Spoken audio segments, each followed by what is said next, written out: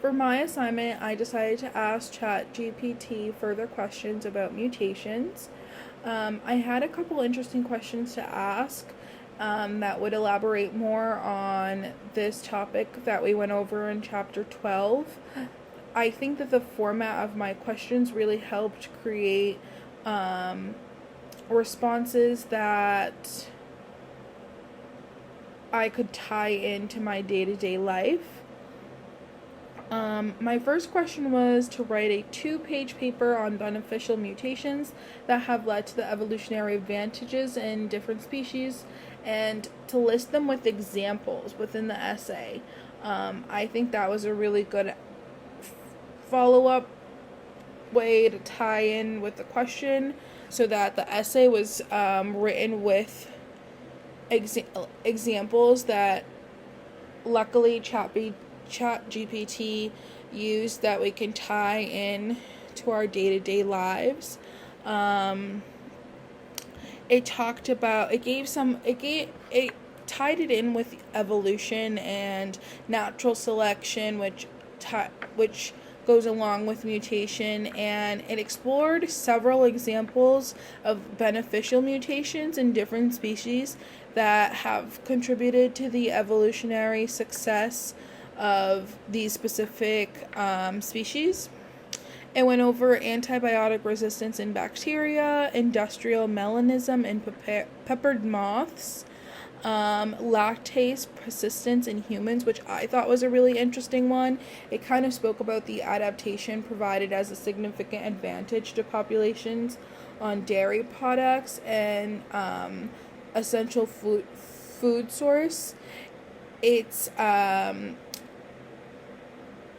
basically how most humans lost their ability to digest lactose, the sugar in the milk, and then the mutation in the lactase gene is what allows them to continue producing lactase, the enzyme that breaks down the lactose into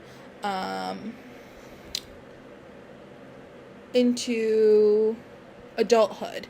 And it provided a significant advantage to the populations who struggled with lactose intolerance.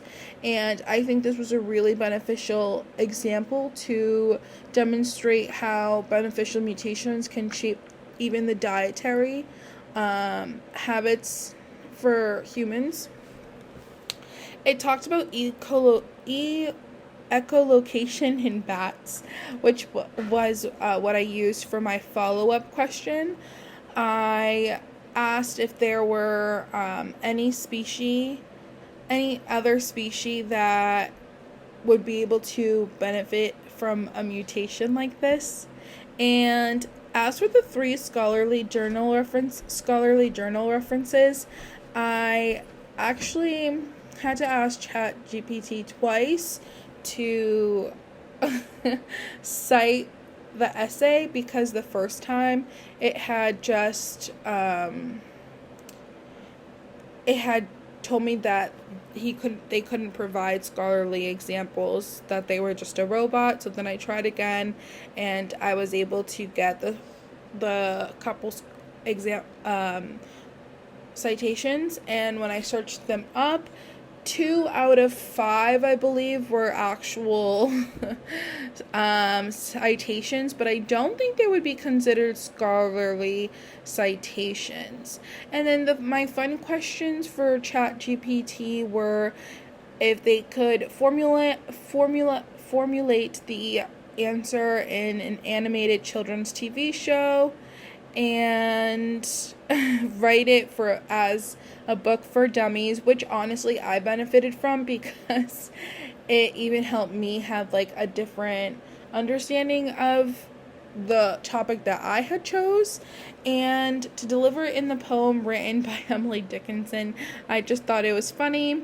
I don't know, I like her poems. And my experience with the project, I actually enjoyed it. I think I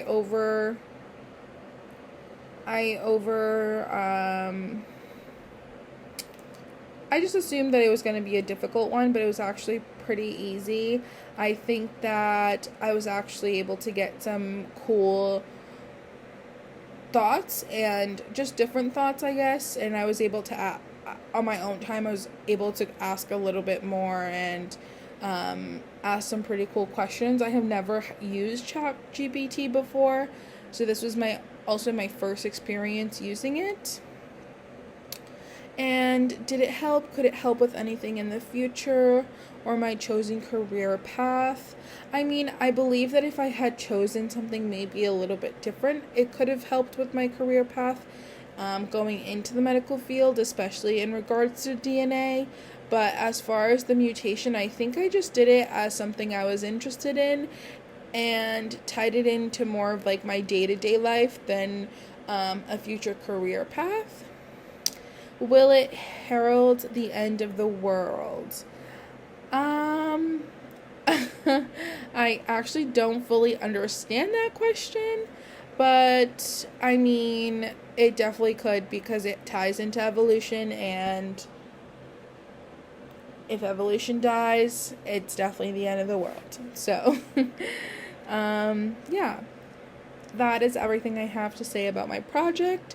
I actually really enjoyed it. I thought it was interesting. It was a good way to wrap up the 12th chapter. It was a very dense one, but definitely talking about things that we can use in our day-to-day life, and I thought was really interesting. So, yeah.